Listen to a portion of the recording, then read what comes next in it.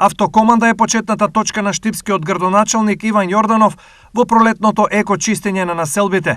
Заедно со граѓаните, заложбата за екочисто урбана средина е приоритет. Нашата цел е во наредниот период, во наредните викенди исто така да ја направиме оваа активност за расчистување и на другите населби, но сакам да искористам оваа прилика да ги повикам нашите сограѓани прво да ни се приклучат, а она кое што е најбитно е да влијаеме на нивната свест, затоа што ѓубрето и сметот завршуваат на улиците на јавната површина благодарение на нас граѓаните.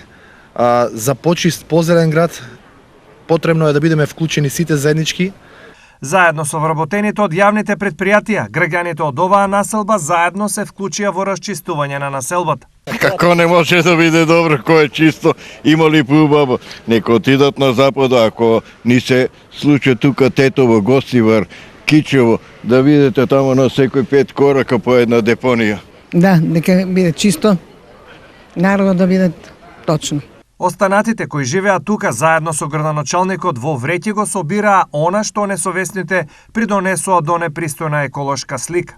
Па треба секој пат да се чисти ово и да се одржува. Да се одржува и да не се фрла. Граѓаните треба да внимават и они за чистотја на градот и за се друго. Освен чистењето во градските населби, продолжува и акцијата за пошумување на голините околу градот. По акцијата во местноста Кумлак за наредните викенди се планирани пошумувања и на останатите локации. Во меѓувреме, по барање на граѓаните од јавното предпријатие ИСАР во оваа населба денеска постави 4 клупи.